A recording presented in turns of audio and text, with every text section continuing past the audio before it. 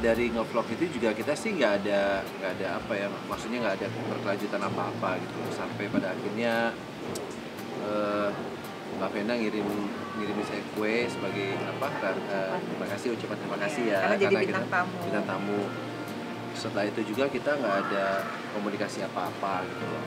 Terus terakhir itu kita komunikasi mengenai ini sih apa, tanya-tanya tentang agama lah gitu. Tanya-tanya tentang agama, pengen juga kan kita sama-sama nih berdua nih lagi belajar hijab. Saya nggak mau bilang saya udah pinter, enggak, karena takutnya kalau sesuatu yang kita banggakan itu bisa menjadi ria buat kita. Jadi saya selalu selalu sampaikan pada beliau tuh bahwa kita memang ya kita berdua sama-sama belajar menuju kebaikan. Itu kan setelah itu terus kita mulai WhatsAppan lagi. Pas mau nggak intens juga sih, cuma pengen olahraga ya waktu itu ya, pengen olahraga. Terus kita janjian, terus saya jemput pagi, kita olahraga. Setelah itu pulang terus kita pergi lagi ke piknik ya sama Fania. Nah, jadi paginya tuh kita olahraga. Berdua aja. Terus pulang, saya juga pulang, terus saya jemput lagi sama Fania. Kita bertiga tuh dia main di sana lah. Malahan sebelum nge-vlog aku nggak pernah ketemu sama Ferry. Pernah mungkin, tapi aku suka lupa kan, aku orangnya lupaan. Ferry yang inget dulu kan pernah ya kuis aku tuh sama mantan suami. Jadi ada di mana momentum tuh aku hari Sabtu ya itu. Sabtu ya. Bukan. Hari biasa yang sama Atala kan sih. Iya, hari biasa. Hari biasa. Jadi Atala tuh kan tiba-tiba ngajak, "Ma, ayo habis ini kita makan yuk." Aku karena janjian sama Ferry, aku pikir karena temen takutnya Atala suzon kan. Karena mamanya kan nggak pernah dating sama siapapun gitu ya. Jadi begitu aku bilang, "Aduh kok Atala pas banget ngajak pas aku mau nonton nih." gitu. Aku kan udah lama nggak nonton yang nonton film apa ya, seru lah pokoknya. Terus akhirnya aku bilang, "Atala, mama mau bikin endorse." Nggak taunya dia dateng, aku bilang kan dia bawa makanan. Aku bilang nanti aja di bawah aja, nggak dia naik ke atas. Dia naik ke atas ketemulah sama Atala. Ketemu sama Atala jadi ketahuan kan. Nah, udah dari situ pas ke atas udah, terus akhirnya kita pergilah nontonnya bertiga, makannya bertiga. Nah habis nonton aku karaoke sama Ferry tapi di rumah, maksudnya ya bertiga sama Atala juga. Cuma pas Atala lagi istirahat ya, terus tiba-tiba aku ngomong apa nih? Jadi gini, pas udah kan kita udah lagi nyanyi, terus Atala kan masuk kamar. Terus gue bilang, terus Mbak Vena kan masih nyanyi tuh, pas habis duduk tuh. Jadi ngebayangin habis duduk, pegang lah tangannya gitu kan. Terus gue, tapi bukan yang ini ya, maksudnya tuh ya cuma megang aja sih gitu kan. Terus gue bilang, aku boleh ngomong nggak sesuatu? Terus gitu kan. Terus dia sih nggak dijawab apa-apa. Terus bilang, boleh nggak kalau untuk saat ini aku anggap kamu orang yang spesial dalam hidup aku? Langsung bilang seperti itu? Iya. Terus tapi Mbak Vena masih yang nggak ada reaksi apa-apa. Langsung lah terus reaksinya apa? Gimana Mbak pas ngomong kayak gitu? Ditembak. Reaksinya aku gini, aku lihat serius.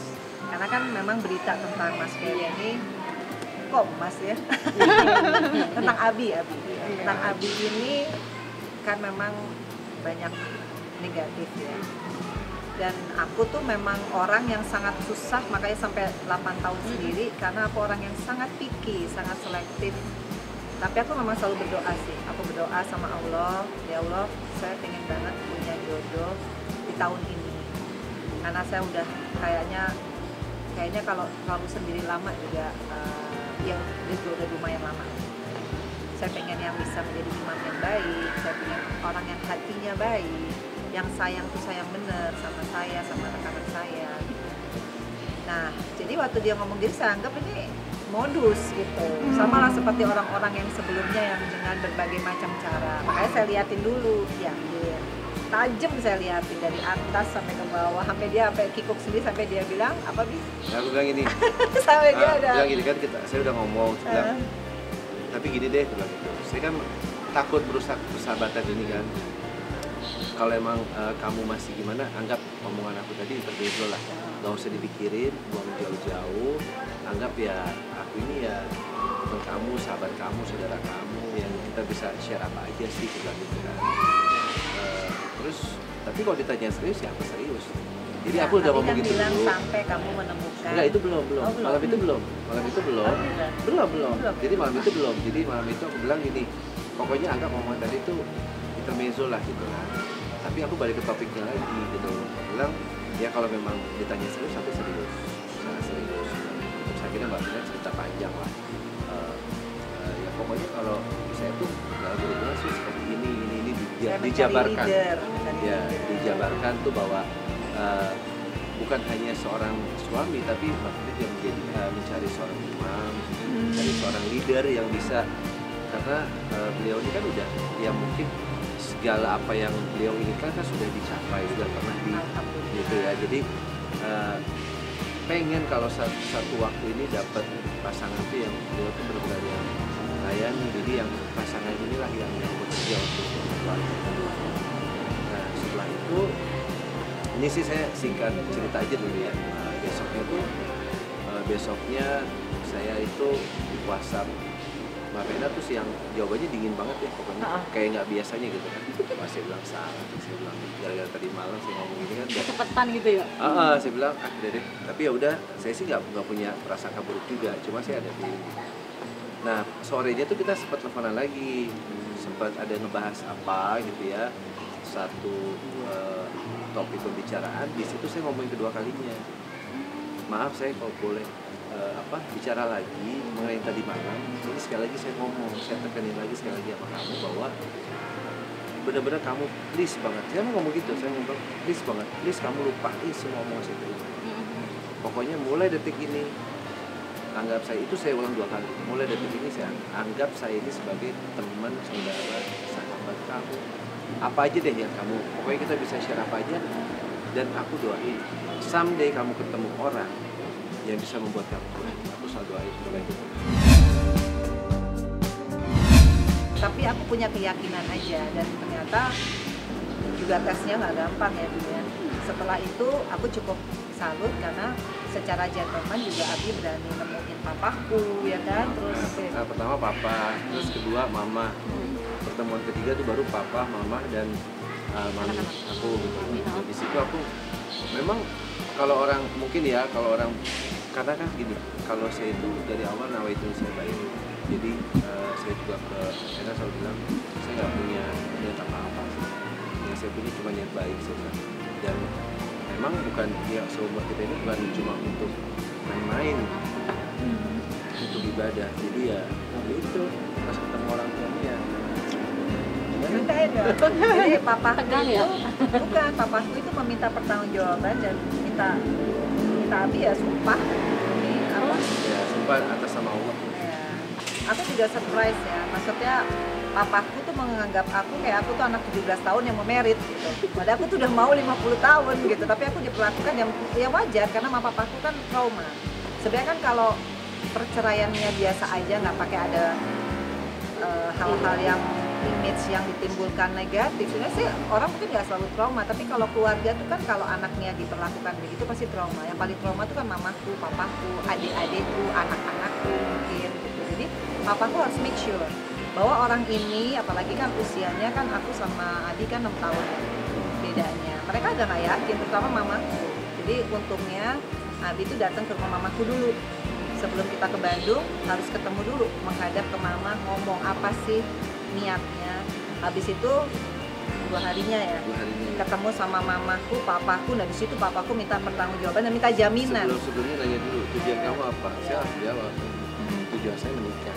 Kita berjanjinya sama Allah. Nah berjanjinya sama Bahwa apa yang kita, terutama saya ya sebagai laki-laki, bahwa saya itu memang tujuan saya bukannya main-main gitu.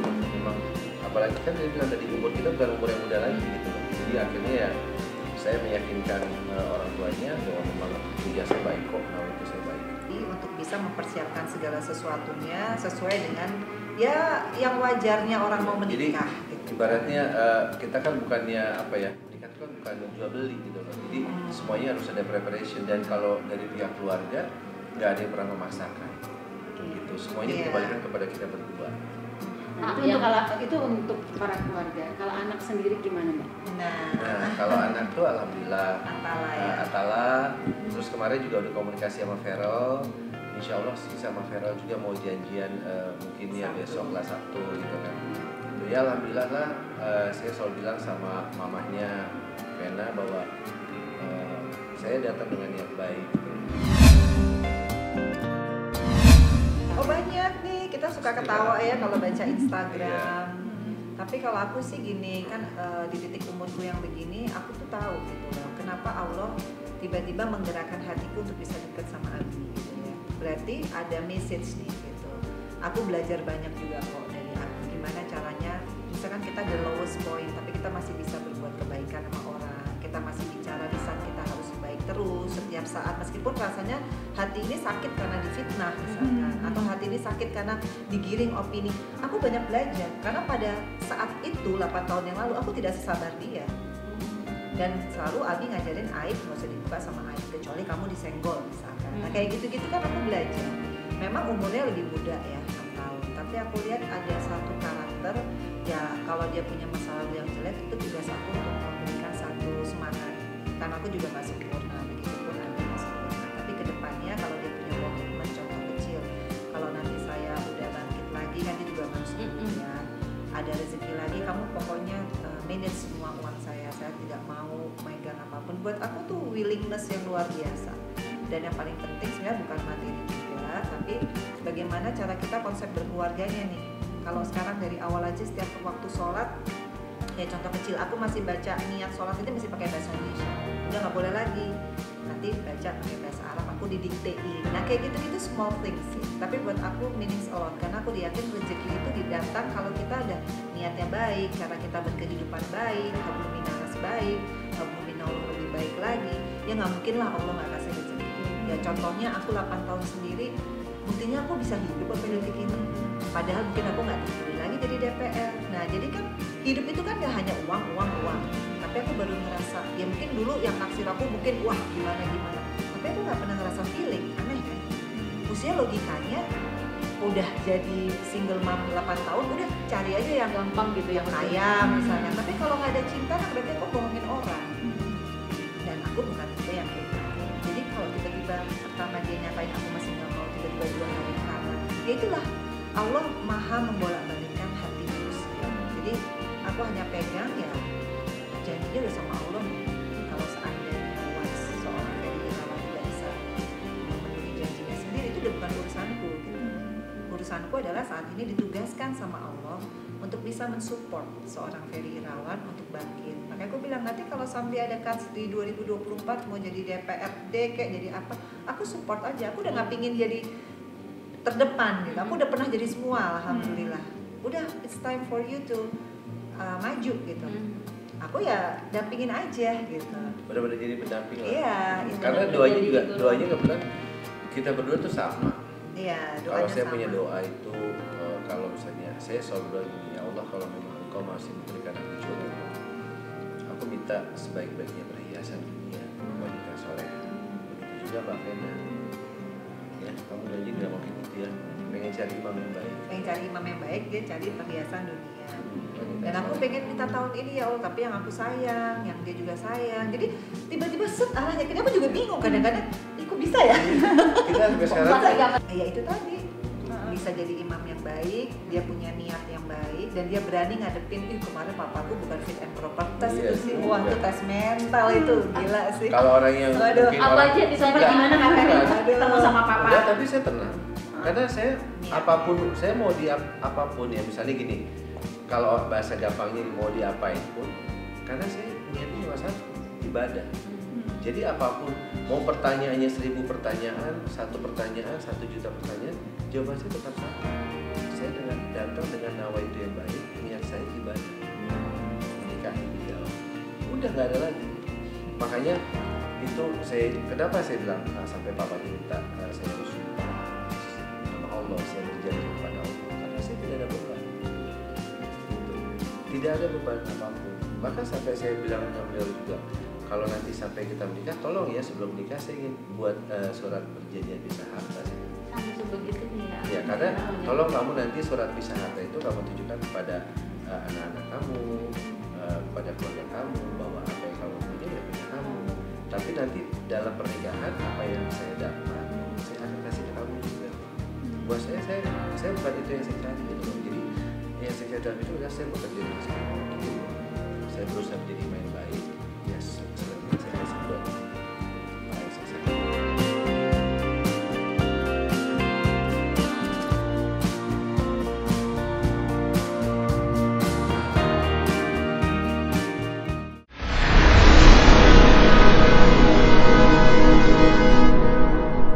Jadi jangan lupa untuk subscribe Cumi Cumi. Ditekan ya tombol lonceng merahnya.